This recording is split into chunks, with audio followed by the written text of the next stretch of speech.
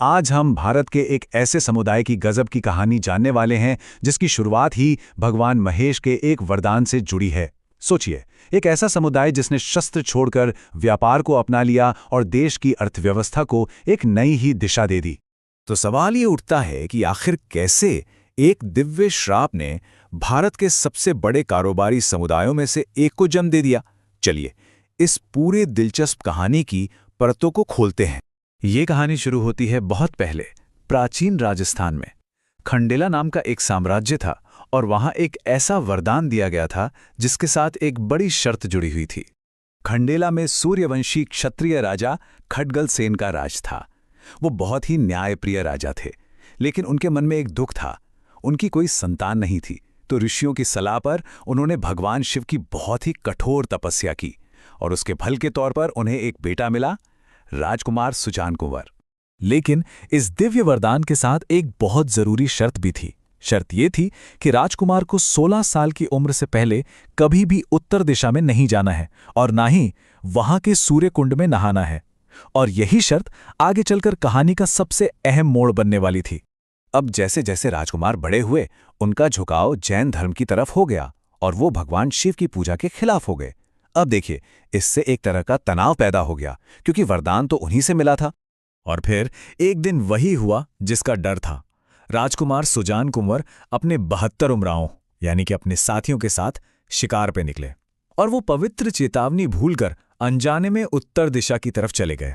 वहां उन्होंने ऋषियों के यज्ञ में गलती से बाधा डाल दी। ऋषि मुनि बहुत गुस्सा हुए और उन्होंने श्राप दे दिया, हमारे पवित्र अनुष्ठान में रुकावट डालने की वजह से तुम और तुम्हारे सभी साथी पत्थर के बन जाओगे। और सचमुच देखते ही देखते वो सब पत्थर की मूर्तियों में बदल गए। तो क्या उन 72 योद्धाओं के लिए ये सब कुछ खत्म हो गया था, या फिर इस विनाशकारी पल से ही एक असाधारण पुनर्जन्म की कहानी शुरू होने वाली थी?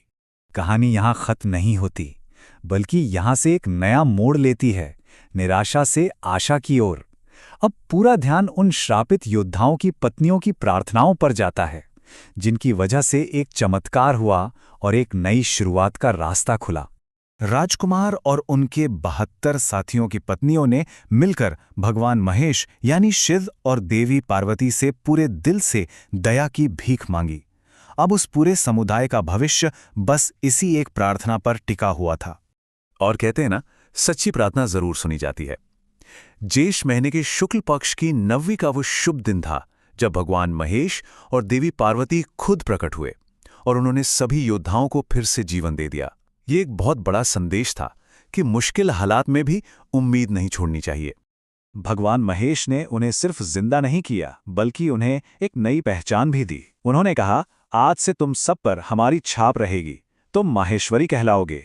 ये सिर्फ एक नाम नहीं था, ये एक नया मकसद था, एक बिल्कुल नई शुरुआत। और बस इसी एक घटना ने उस समुदाय की पहचान और उनके काम करने के तरीके को हमेशा हमेशा के लिए बदल दिया। चलिए देखते हैं कि कैसे उन्होंने तलवार छोड़कर पही खाते को अपनाया और ये बदलाव उनकी कामयाबी की वजह कैसे बना। भगवान महेश के कहने पर उन्होंने क्षत्रिय धर्म यानी तलवार का रास्ता छोड़कर व्यापारी धर्म को अपना लिया। मतलब अब उनका काम युद्ध करना नहीं, बल्कि व्यापार से निर्माण करना था। ये सोच में बहुत बड़ा बदलाव था, हिंसा की जगह अहिंसा और विनाश की जगह विकास। इस बड़े बदलाव का एक जीता जागता प्रतीक है लोहारगल नाम की पवित्र जगह।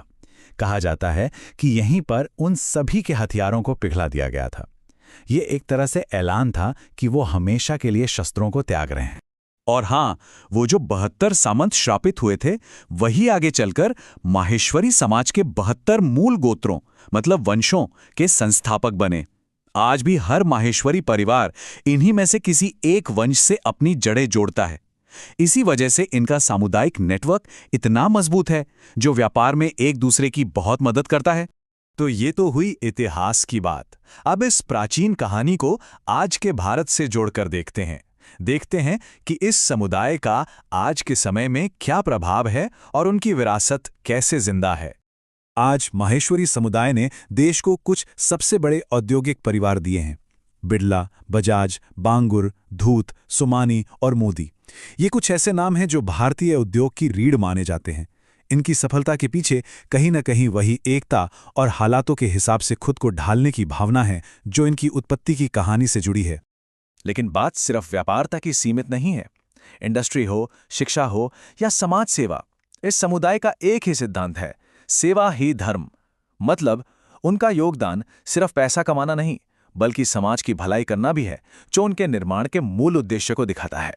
और आखिर में एक सवाल जो सोचने पर मजबूर करता है, क्या वाकई में बदलाव का सिर्फ एक पल किसी समुदाय की हजारों साल की विरासत को तय कर सकता है? ये कहानी हमें यही दिखाती है कि कैसे एक संकट से हिम्मत, खुद को बदलने की क्षमता और कुछ नया बनाने का जज्बा पैदा हो सकता है, जो एक समुदाय को कामयाबी की बुलंदियों पर पहुंचा दे।